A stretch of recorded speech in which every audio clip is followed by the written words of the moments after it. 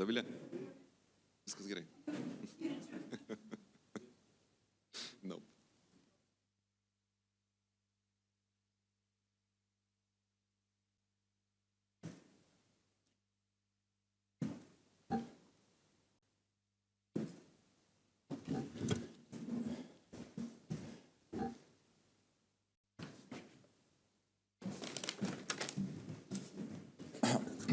Ladies and gentlemen, good afternoon. We are starting the press conference of the Vilnius summit. Allow me to introduce the participants. President of Lithuania, Gitanas Nausėda, President of Poland, Andrzej Duda, President of Ukraine, Volodymyr Zelenskiy, President of Romania, Nicu Șordan, Prime Minister of Denmark, Mette Frederiksen, and NATO Secretary General, Mark Rutte. Let me note that at first, the leaders will deliver their statements, and afterwards you will have the opportunity Буде можливість задати I will now запитання. invite the President of Lithuania to begin. Mr. President, the floor is yours. Good afternoon. The Vilnius summit of the Bucharest 9 and Nordic countries has concluded. This year we are celebrating the 10th anniversary of the Bucharest 9. Over time, it has brought regions, countries closer together. And I am sincerely grateful to Poland and Romania for this initiative. Today's meeting, with the participation of our Nordic allies and Ukraine, highlights the growing pressure on NATO's eastern and northeast flanks and our collective efforts to address them. Given the full complexity of the present situation, I am particularly glad to welcome here in Vilnius the NATO Secretary General Mark Rutte and the President of Ukraine, Volodymyr Zelenskiy. In the face of the Russian threat, we must unify our efforts across the High North, the Baltic Sea, and the Black Sea. Also today, during the first session, we discussed extensively the preparation for the upcoming NATO summit. Our meeting in The Hague will present a great opportunity to continue building a stronger and better prepared alliance along the lines set in Madrid, Vilnius, and Washington. At the Hague summit, we expect a message of transatlantic unity, reaffirmed commitment to collective defense, and readiness to defend the allied territory. We also believe that allies will be ready to substantially increase defense investment. As we are moving towards reaching at least 5% of GDP on defense and defense-related investments, we expect the whole alliance to follow suit. Lithuania will be spending 4% of GDP on defense this year and more than 5% from the next year to 2030. Additional funds will be needed for a national heavy division as well as for the German brigade's infrastructure and for the host nation support to allied troops stationed in Lithuania. The Hague summit must also send a clear message that NATO stands with Ukraine. We must show that NATO stands with Ukraine through continuous support to its armed forces and Ukraine's Euro-Atlantic aspirations. In the coming months, one crucial objective will be to substantially increase military support to Ukraine, to ensure deterrence on the ground and to prepare conditions for the future negotiations on peace. Ukraine's power must be significantly strengthened, and it now falls primarily on Europeans and Ukraine's closest neighbors and friends to make it happen. Ukraine also needs our investments in its defense industry. We must shift from reactive aid to solid military support, pre-planned deliveries of long-range artillery, advanced air defense systems, and drone capabilities. We'll still need progress on enhanced EU military support to Ukraine, with the whole goal to supply them with 2 million large caliber shells. In times like these, unity is most important. Together we are strong, and I am happy that we had very productive, frank conversation with our closest friends, and I hope it will be very helpful looking forward to the Hague Summit. Thank you. Thank you, Mr. President. I will now invite the President of Poland to continue. Excellencies, ladies and gentlemen, I would like to start by thanking my friend, President of Lithuania, Gitanas Nausėda, for organizing this year's Bucharest 9 summit in the wonderful city of Vilnius. I'm also very pleased that NATO Secretary General Mark Rutte and the President of Ukraine, Volodymyr Zelenskiy, participated in our deliberations. Moreover, I'm glad to emphasize the involvement of representatives from the Nordic countries in our discussion. This is indeed an important step towards building an integrated northeastern NATO security space. The upcoming NATO summit in The Hague will take place in only 3 weeks, so this is an excellent moment to discuss our expectations ahead of this very important gathering. Ladies and gentlemen, we all know too well that we are facing critical threats and challenges from Russia. In response, we have to make NATO stronger, but also fairer. Having in mind Russian full-scale invasion of Ukraine and its aggressive attitudes towards the West, we must do everything to develop appropriate instruments that will deter the Kremlin's neo-imperial ambitions, especially here on the eastern flank. That is why our talks focused primarily on the urgent need to increase defense spending and on developing the production capabilities of national defense industries.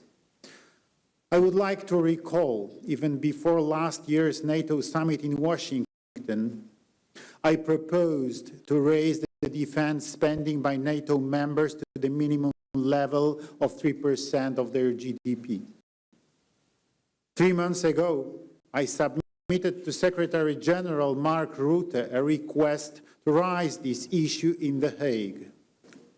And today, I'm glad to see that we all agree on that and that our ambitions are even higher, up to 5% of GDP on defense. We hope that the allies will follow into our footsteps. Another key element of our discussions was strengthening the transatlantic relations and the strategic alliance with the USA. Among our partners in the region, there is a widespread understanding that Europe must take greater responsibility for its own security. But it is critically important to do it not by following mirages of European autonomy, but in close cooperation with the United States.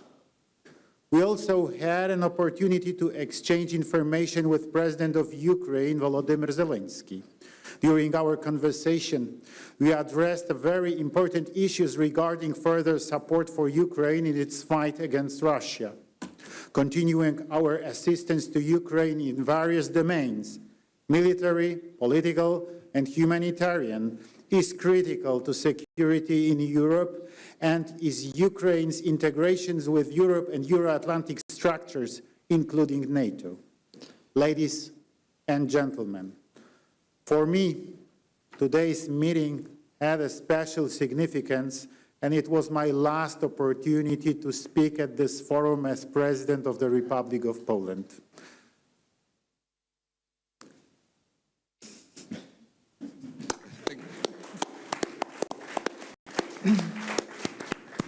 I have to emphasize that co-creating and later co-developing this format has been one of the most important and valuable aspects of my presidency. Over the past 10 years, the B9 has been an effective tool strengthening the voice of the eastern flank, countries within NATO, and helping us shape the alliance's deterrence and defense policy. I'm convinced that even after my term as President of Poland, Bucharest 9 will remain the best platform for coordinating security positions of our countries, allowing us to better manage the threats and challenges we face. Thank you. Thank you, Mr. President. Mr. President Zelensky, please deliver your statement. Thank you so much. Gitanas, Mr. President, it's important to be here in Vilnius today. Dear friends, partners, we all want the same thing: to stop the Russian war, to bring real peace, and to make security last. That's what we are all working for. First, I informed our partners about the situation at the front. We also talked about our operation inside Russia, which has seriously weakened their military. Operation Spiderweb showed that modern war really looks like, and why it's so important to stay ahead with technology.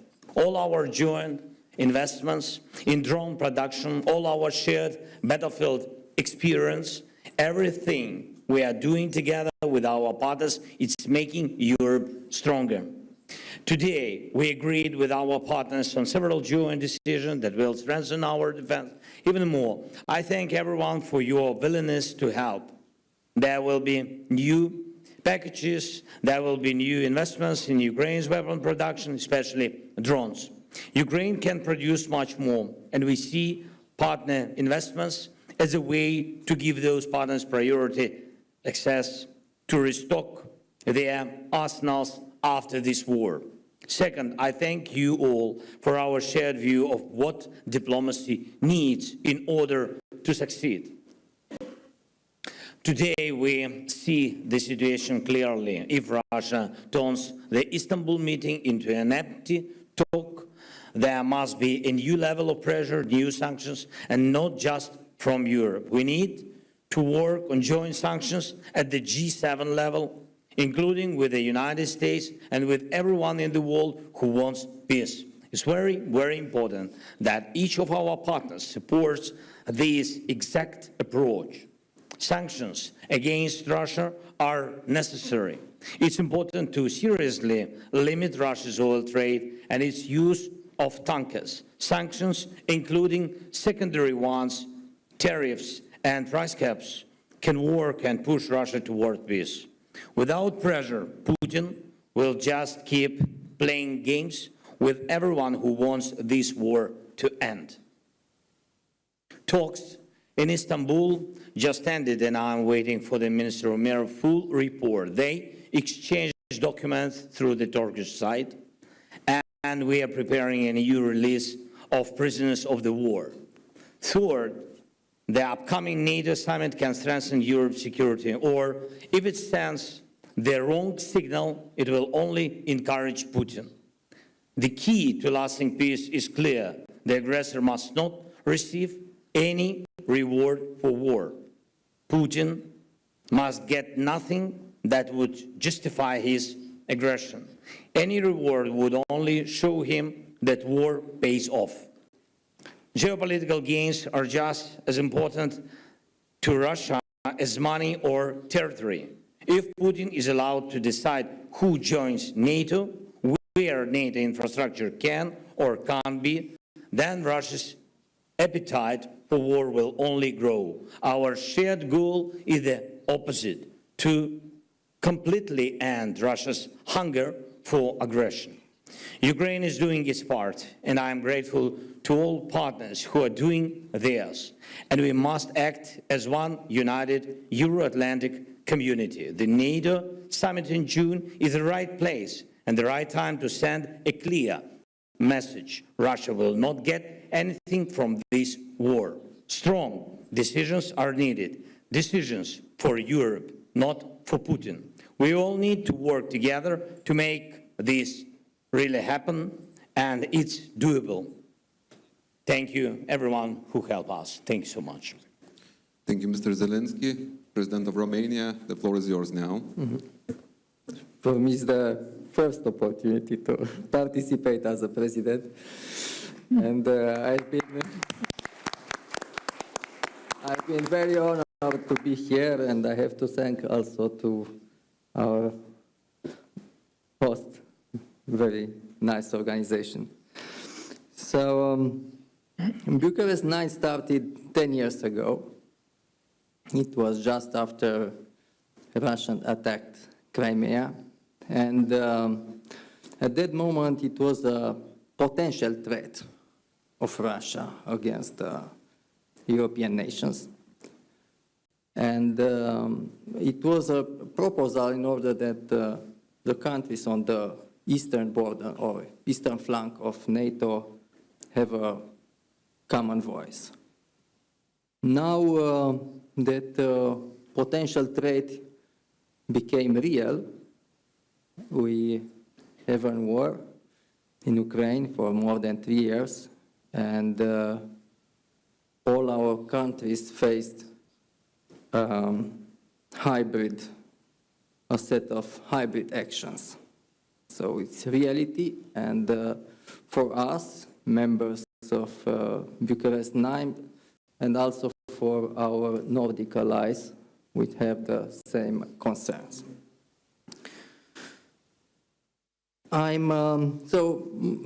As you know, most part of discussion were in order to prepare the Hague Summit, which will be in three weeks from now. And I'm very pleased that most of our participants agreed on very important things, like we need a stronger NATO, we need a stronger transatlantic connection, we have to not only to increase our expenses in defense, but also being able to produce military equipment in order to protect ourselves. And also that, as I said, the threat is not only classical military, but it's, we have very important hybrid actions against our countries.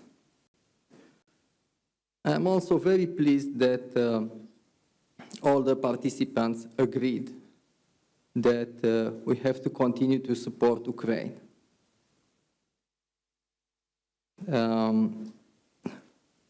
As a Romanian interest, I emphasize that we have a long-term concern on the security in the whole Black Sea area, including Republic of Moldova. And I thank to our partner that they continue to support the Republic of Moldova in his European integration process. And finally, I proposed, I'm very pleased that everybody agreed that the next summit to be organized in Bucharest next year. Thank you. Thank you, Mr. President. Madam Prime Minister, it's time for your statement. Thank you. And dear Gitanas, thank you for hosting us today, and thank you for inviting the Nordic countries to join you here today in Vilnius. Today's meeting has been about one thing and one thing only: the security of our countries and the security of our continent, deterrence and defense. The threat from Russia against all of us is real, and it is serious. Russia is continuing the war in Ukraine. Putin is talking about peace during the day and bombing at night. We see a more aggressive Russia approach in the Baltic Sea region. And it is assessed by the Danish Defense Intelligence Service that Russia sees itself in conflict with the West and is preparing for war against NATO. It is therefore crucial that we take bold and necessary decisions at the NATO summit in The Hague in only 3 weeks from now. In my mind, and what we have discussed today, there's only one way forward. We need to invest massively in our collective security, all of us, and we need to do it fast. NATO is by far the strongest military alliance in history. And so our starting point must be to focus on what is needed to continue to be so, to secure deterrence and our ability to defend ourselves. But I have to say that Russia is not deterred merely by us agreeing on a new defense spending target. We need to deliver actual capabilities, and we need to do it fast. We must make sure that NATO always has the full range of capability necessary to deter and to defend against any threat against our countries. And at the same time, we need to continue our strong and steadfast support for Ukraine's brave fight for freedom. Let me be very frank, we have to donate what is needed on the battlefield. We have to provide more financing for arms production directly going into Ukraine. We already have a mechanism that works. And I think we have to implement stronger sanctions against Russia. It goes for the Shadow Fleet. Recently, we listed almost 200 additional vessels from the Russian Shadow Fleet, but more have to come against the Shadow Fleet, against Russian banks, financial sector. And I think we have to end any remaining dependency on Russian energy, including oil, gas, and nuclear energy. And to add one more thing, lower the oil cap. I think all that on the table would put the necessary pressure on Russia to get to the table and actually negotiate on peace. And why is that? Because Ukraine deserves peace. But the peace must be comprehensive, it must be just, and it must be lasting.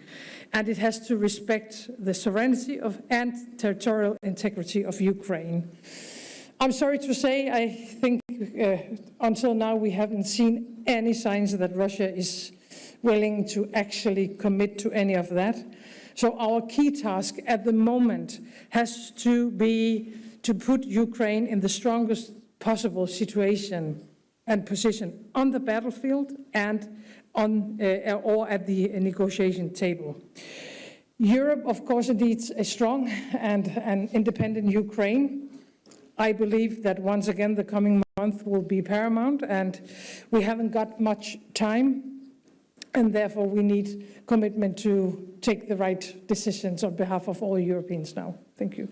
Thank you so much. Mr. Secretary General, the floor is yours. Thank you, President Noceda, dear Gitanas. Thank you for hosting the B9 Nordic Summit here in Vilnius. It is a pleasure, always a pleasure to be back here in Lithuania. Lithuania is a staunch ally and continues to lead by example. You invest more than 4% of GDP in defense this year, and I welcome your plans to spend between 5 and 6% starting from next year. I think this sends an incredibly powerful message of commitment to our collective defense. And it also sets an example for our other allies. On this stage and in our meetings today, it is clear that the commitment to collective defense is strong. We have had a productive day of meetings as we continue to prepare for the summit in The Hague. We are facing the most dangerous security environment in decades. Russia's war of aggression continues, terrorist threats persist. We are not at war, but we are not at peace either. So we must continue to strengthen our deterrence and defense. And that means pivoting towards a full war-fighting readiness, providing significantly more forces that are well-trained, well-equipped, and supported with logistics, sustainment, and ammunition. We continue to count on the B9 and our Nordic allies to play a key role in these important efforts. At the The Hague Summit, I expect allies to demonstrate their enduring commitment to our collective defense by deciding to boost defense industrial production and increase defense investment. And this is purely, simply essential to our security.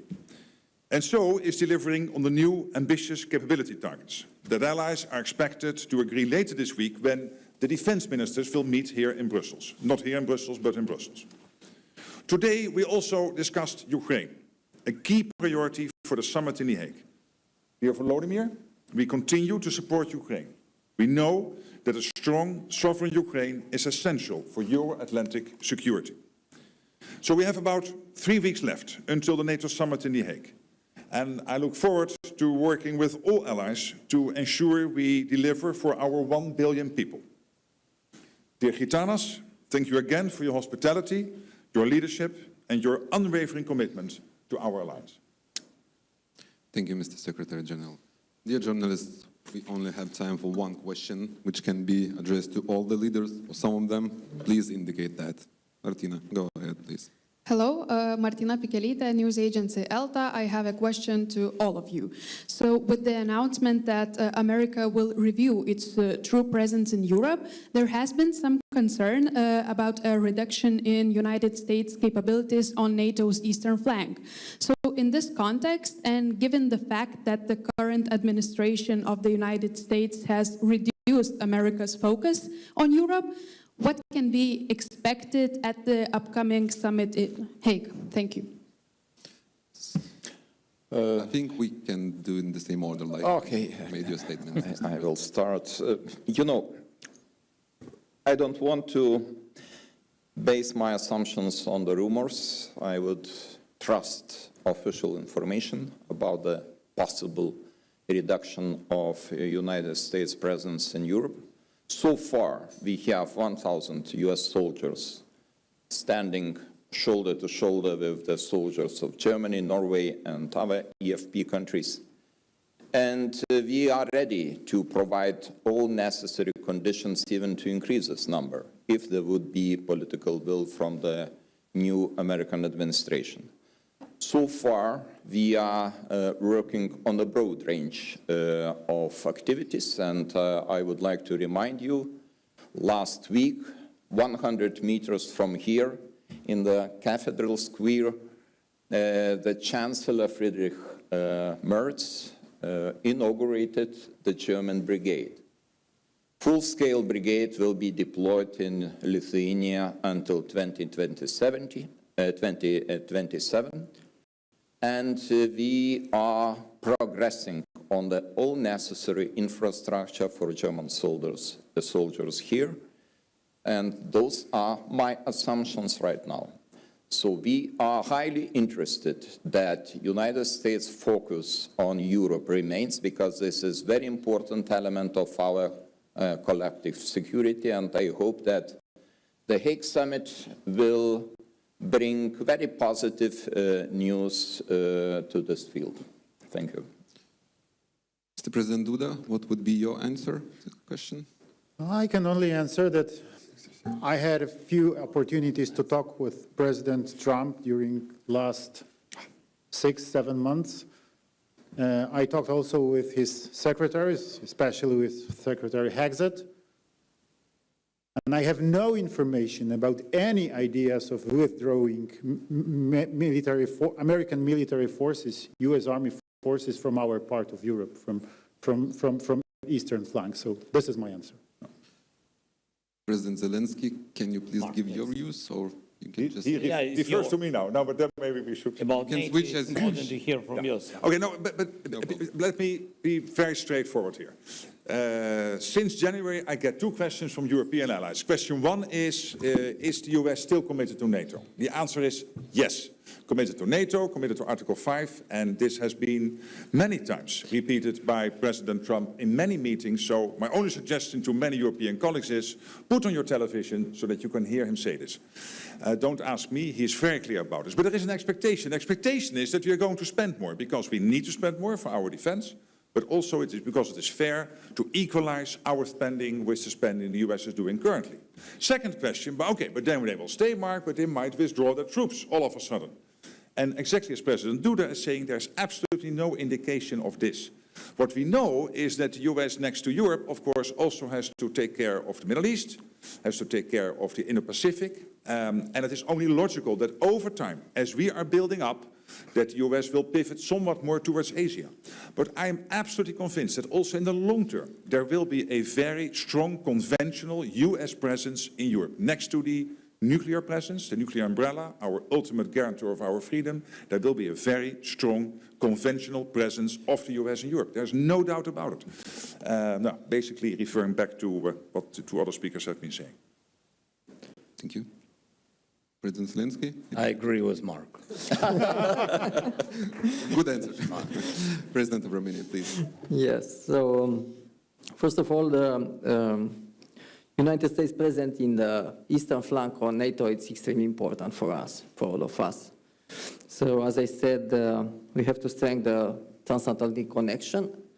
And on this regard, it's very, very important, our commitment on 3.5 plus 1.5. And I hope that we will take that decision in Hague. Thank you. Madam Prime Minister, Fine. you have nothing to add. All right, so I would like to thank all the leaders. I would like to thank all the journalists. Thank you so much. Our press conference is over. Thank you. Thank you. Thank you. Thank you, dear friends. Welcome to B9 and